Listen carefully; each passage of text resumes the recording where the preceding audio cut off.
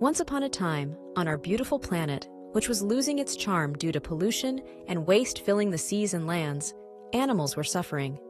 Seabirds were caught with plastic pieces stuck in their beaks, sea turtles were choking on plastic bags, and even elephants in the forests were finding plastic among the trees. Some animals were on the brink of extinction.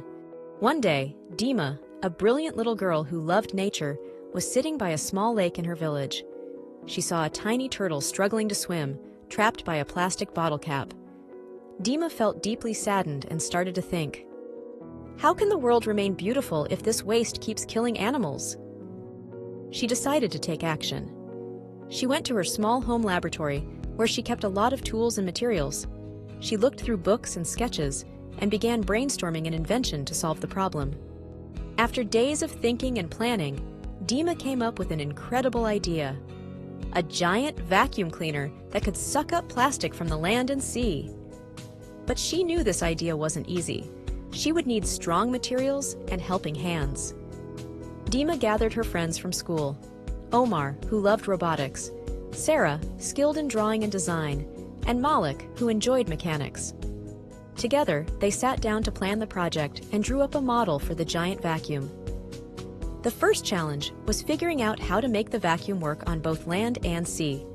Dima decided the vacuum should be like an octopus, with long arms that could reach deep into the oceans and a powerful fan to suck up plastic from the water.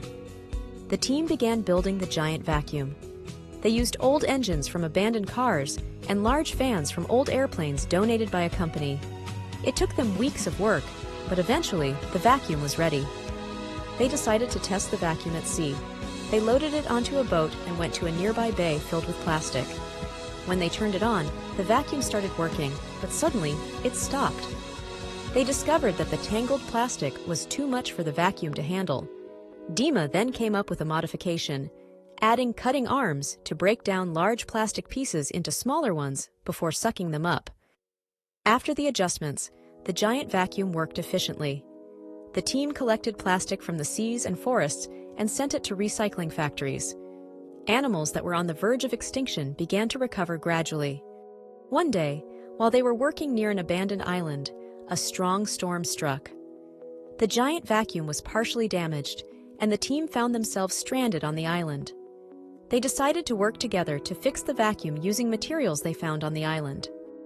They gathered wood and stones and invented a new system to power the vacuum using wind energy.